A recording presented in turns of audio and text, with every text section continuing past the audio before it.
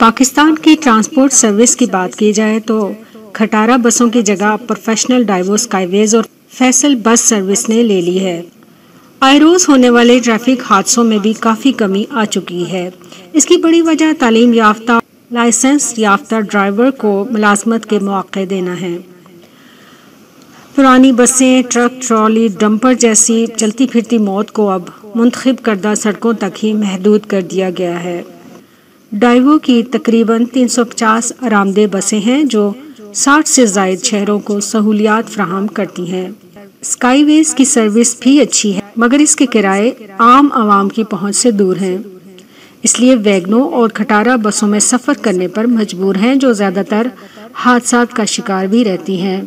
عموماً جو بھی سہولیات حکومت کی طرف سے فراہم کی جاتی ہیں وہ اسی بنیاد پر دی جاتی ہے کہ اس سے غریب عوام کو فائدہ ہوگا، مگر دراصل زیادہ تر یہ سہولیات طبقہ عمرہ کے لیے ہی ہوتی ہیں۔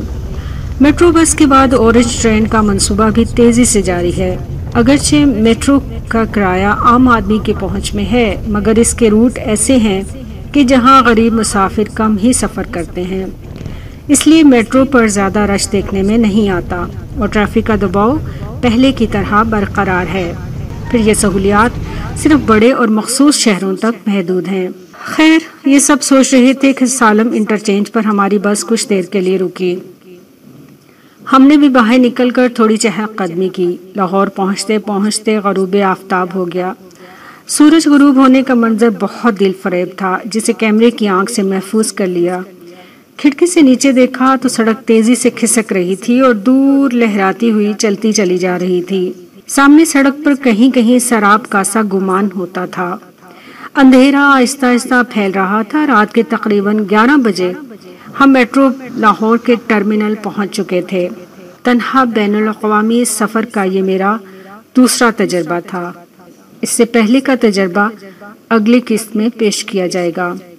ایک وقت تھا کہ والدین اکیلے گھر سے نکلنے پر بہت سی ہدایات جاری کیا کرتے تھے، مغرب سے پہلے گھر میں ہونے کی ترغیب دیتے، اور آج یہ وقت ہے کہ رات کے 12 بجے ہم لاہور ڈائیو ٹرمینل پر اکیلے کھڑے ایئرپورٹ جانے کے لیے ٹیکسی کا انتظار کر رہے تھے۔ یہ سفر کسی ایڈونچر سے کم نہ تھا۔ ہم ایک ایک لمحے سے لطف اندوز ہو رہے تھے، اپنے پیارے ملک کے قدرتی مناظر دیکھ رہے تھے اور تصاویر لے رہے تھے۔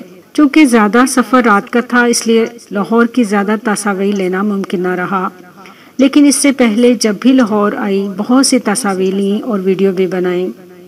سامان اترواتے ہوئے میں نے ٹیکسی ڈرائیور سے پوچھا، مجھے کسی نے مشورہ دیا ہے کہ آپ ٹرمینل کے باہر سے ٹیکسی لیں گی تو کرایہ کم لگے گا۔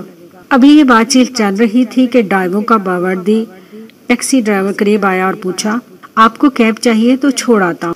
میں نے پوچھا لاہور ایئرپورٹ تک کا کتنا کرایہ ہے؟ اس نے 760 روپے بتائے۔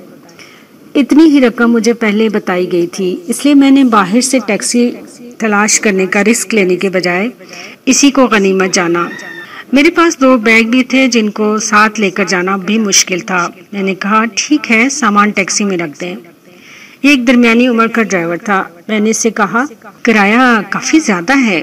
اس نے کہا یہاں سے فاصلہ بھی تو بہت زیادہ ہے، 35 کلومیٹر، 1 گھنٹہ لگے گا۔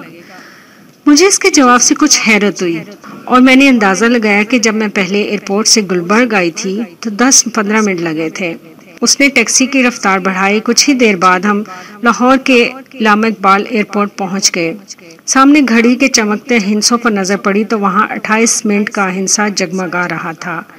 ٹیکسی سے سامان اتروایا ایک کلی نے کہا میں سامان لے جاتا ہوں۔ ڈرائیور نے فوراً مداخلت کی اور کہا نہیں، آپ اسے سامان نہ دیں، 400 روپے لے گا، میں رکھ دیتا ہوں۔